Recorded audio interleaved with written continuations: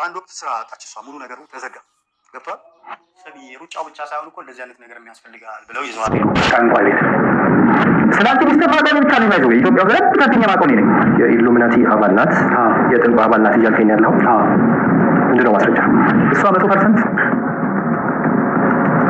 ነው ብዙ ውሸት ወሽታለች ድሮ ትዝ ሲለኝ እግሯ ላይ ባቷ ላይ አይን ምስላል አሁን እቺ ልጅ በማረግ አይሰጥም ቢል እንጂ ፕሮፌሰር ነች ማለት ነው በጥንቋይ ቋንቋ ቢሆን ነው አንተ ይሄን ነገር ለመናገር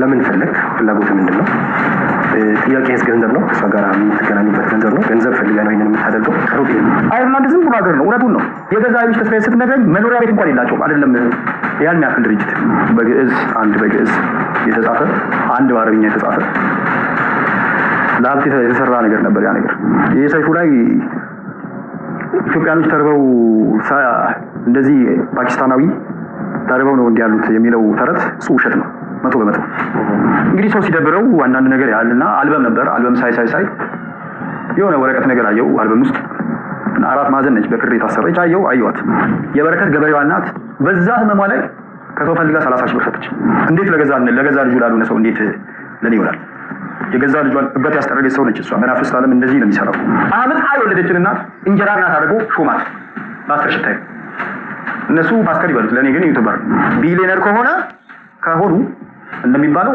ቶርሽን ለምንድን ነው ወደዚህ ሲልኩ የነበረው አሮጌ ጫማ ቢኒያም ሽታይ የሚባለው ሰውዬ የቀዳውን ድምጽ የላከችልኝ እሷ ነች ድምጼን ቀርቶ ለበረከት ገበሬዋ ሰጣት ታው የኢትዮጵያ ህዝብ ያዋርደኝ እሷ ቢሊየነር ከሆነች ይገርመኛል ምክንያቱም አሁንም በመናፍስቱ ዓለም እየሰራች አሁንም እየዞረች በየከተማው በየቦታው ያለውን የሰው በረከት ትበላለች በስጦታ ነው እሷም ትበላ የሰው ትዳር ፈርሶ ያውቃል እኔ ያ ቤት እንዲሸጥ አልፈልግም በቢሊየን ብር አዋጥ የናት ያደራል ያብ ይበላበት ያድርበት ይል ከ94 እስከ 2014 እግዚአብሔር የሌለበት ህይወት ምን ማለት ነው የገዛ ወንድሟ ጋር ሉሲፈር ኒው ስታይል የሚል ኮትና ጫማ ነበረ ለሰው ሰጥቻለሁ ብሎ ነግሮኛል ሶስተኛ ቀላሉና ዋና መፍትሄ አለ እሱ ምንድነው ጎግል ያርጉት የኢትዮጵያ ህዝቦች ጎግል ያርጉትና ያ ድርጅት የማን ነው የሚለውን ያዩታል እኔና ወንድሟ ጎግል አድርገን አይተነዋል የሰው ለምን ይዋሻል ስለዚህ ቪዲዮ ሙሉ በሙሉ ኃላፊነቱን ወስደው ሰላም ጤና ይስጥልን የንቱ ቤተሰቦች እንዴት ናችሁልን በዛሬው ቪዲዮአችን እንግዲህ ሰሞኑን በጣም በሶሻል ሚዲያ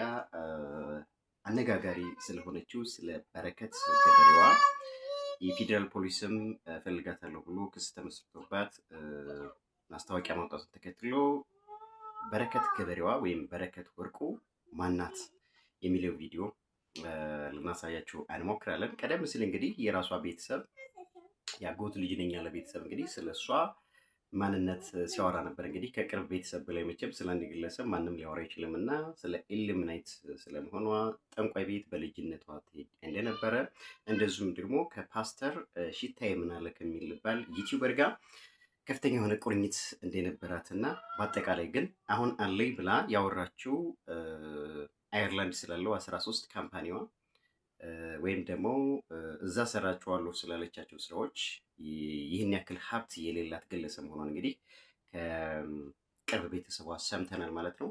እስኪ በቀጣይነት ያለውን ቪዲዮ እንመልከትና እንምጣ ማለት ነው።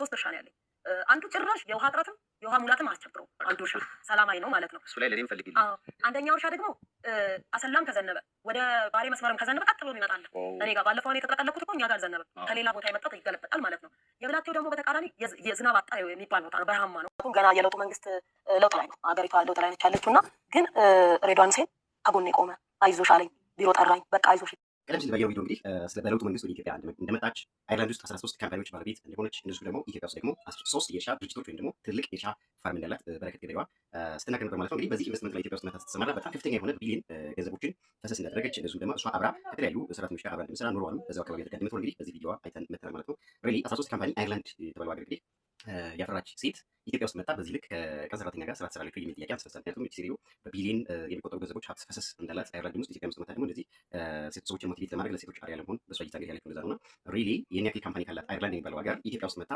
ምንም የትውልድ ሀገሯ ብትሆንም ትሰራለች ወይ የሚለው ጥያቄ ትንሽ ሌላ ጥርጣሬ የሚያስነሳ ነው። ምናልባት ቀደም ሲል የቅርብ ቤተሰቧ እንዳለው አይርላንድ የሚባለው ሀገር 13 ድርጅት የላትም ቢሊነር አይደለችም። ከሽታይ ምናልጋ ከፓስተር ሽታይ ምናልጋ ወይም ከዩቲዩበር ጋር ግን ከፍተኛ ቁርኝት ያላት ከሰው ገንዘብ የምትቀማ ሴት ኢሉሚናይት ናት ሲነገር ነበር ማለት ነው። ስለዚህ ይህ ነገር ምን ያክል እውነት ነው በቀጣይም የምናያቸው ቪዲዮዎች ማሳያዎች ይኖራሉ። እስኪ ወደ ቀጣይ ቪዲዮ እንሂድ።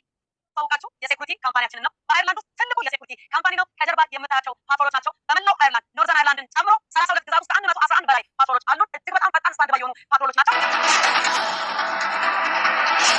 እንግዲህ አብረን ተያይዘን ወደ ውስጥ እንገባለን። ውስጥ ያለውን ሃይ ኤንድ የሆነ ቴክኖሎጂ አሳያችኋለሁ። የምንጠቀመው ኮምፓስ የሞቶሮላ ነው። በዓለም ላይ የመጨረሻው ቴክኖሎጂ ነው። ስክሪን ተጠቅሜ ነው የምታውቀው። ድርጅታችን ማንጋርድ ፕላስ የተለያዩ ዓለም አቀፍ ሽልማቶችን አይሶን ጨምሮ ኢንተርናሽናል ሴኩሪቲ ላይሰንስ ያለው እጅግ በጣም ስመጥር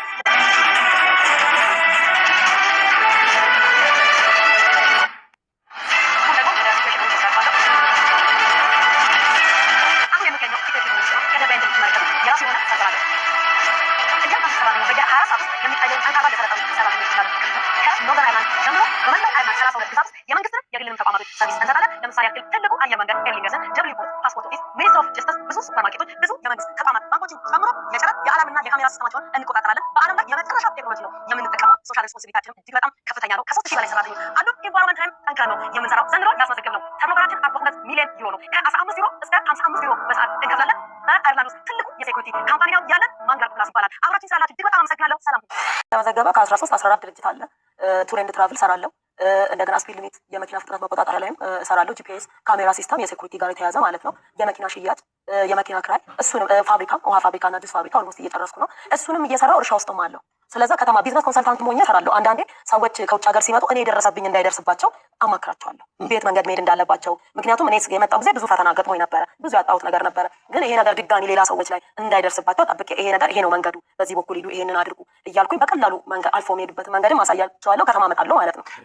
ማንጋርድ ስለሚባል አይርላንድ እንደዚሁ ደግሞ የተለያዩ ዓለም ሀገራት ጋር አፍሪካ ጋር በተለይ ትኩረቱን አድርጎ ስለሚሰራ የሴኩሪቲ ጋርድ ካምፓኒ ማስተዋወቅ ነበር። እንግዲህ እኛም ጉግል አድርገን ባጠራነው መረጃ መሰረት እንግዲህ የቅርብ ቤተሰቧ ጉግል አድርጋችሁ ቼክ አድርጉት። ካምፓኒዎቹ የሱ አይደሉም ባለ መሰረት አንዱን ካምፓኒ በተለይ ራሷ ቀደም ሲል ባሳየችው ካምፓኒ መሰረት ፕሮፋይል ቼክ ስናደርግ በ1996 እንደ ኢትዮጵያ አቆጣጠር እንደተመሰረተ ሲኢኦ ወይም ባለቤቱ መስራቹ ፋውንደሩ ሌላ ሰው እንደሆነ ምንም አይነት ከበረከት ገበሬዋ ጋር ምንም አይነት ግንኙነት የሌለው ካምፓኒ እንደሆነ እኛም ይኸው እዚህ ጋር እንደምታውስ መረጃውን ቼክ አድርገን አምጥተናል ማለት ነው። ስለዚህ በረከት ገበሬዋ አይርላንድ ይህን ያክል 13 ካምፓኒ ላይ ብላ የምታጭበረብር በሴኩሪቲ ወይም ደግሞ በራሱ የተለያዩ የሴኩሪቲ ሲስተሞችን ከመኪና ፍጥነት ጋር በጣም በርካታ ነገሮችን ሰራለሁ ብላ ስትናገር ነበር ማለት ነው። እነዚህ ነገሮችን አይርላንድ የጭበረበረች ሪሊ የምትሰራ ከሆነ እንደ ቤተሰባ ተነጋሪነቱ ወይም ምስክርነቱ ኢትዮጵያ ውስጥ መታስ የፋርሚንግ ስራ ሰራለሁ ብላ በርካታ መሬቶችን ተቀብላ እንደዚሁም ደግሞ በተለያዩ ከተሞች ለምሳሌ በአዲስ አበባ በጣም በርካታ ኮንቴነሮች የተሰጠዋት ለማህበረሰቡ አትክልትና ፍራፍሬ ስታቀርብ በጣም ኃይለኛ ንግድ ስትነግድ፣ ነገር ግን ደግሞ ለጥቂት ዓመታት ከሰራች በኋላ ደግሞ እነዛ ኮንቴነሮች ተሰብስበው ተነስተው አሁን ደግሞ ስሟ ሌላ ነገር ሆኖ መጥቷል ማለት ነው። እንደዚሁም ደግሞ ከመንግስት ጋር ግጭት ፈጥራ አጭበርብራለች ተብላ አሁኑ ሰዓት ደግሞ ከነዳጅ ጋር በተያያዘ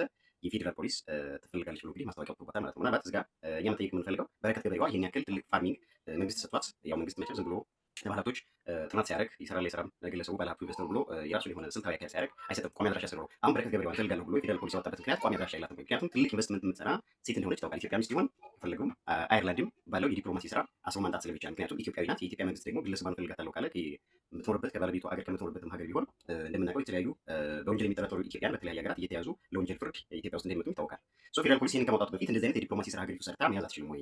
ኢትዮጵያ ውስጥ ደግሞ ትልቅ ኢንቨስትመንት እንዳላት ኢትዮጵያ ውስጥ እንደምትኖርም ከግል ህይወቷም የምናየው ታሪክ አለ። እንደዚሁም ደግሞ ኢትዮጵያ ውስጥ እንደምትኖር ኢትዮጵያ እንደሆነች መረጃዎች አሉ ማለት ነው። ስለዚህ የፌዴራል ፖሊስ ይህንን ማስታወቂያ ክስ ተመስርቶባታል ትፈልጋለች ተጠርጣሪ ናት ተብሎ ማስታወቂያውን ሲያወጣ በቀላሉ በአድራሻዋ መያዝ አይችልም ወይ የሚለው ጥያቄ መጠየቅ እንፈልጋለን። ለማንኛውም ይህ ቪዲዮ ለሌሎች ሰዎች እንዲደርስ እንደዚሁም ከፍተኛ ጥንቃቄ ላይክ፣ ሼር አድርጉ። ለቻናላችን አዲስ ከሆናችሁ ደግሞ ሰብስክራይብ አድርጉ። መልካም ሊሆንላችሁ። ባይ ባይ።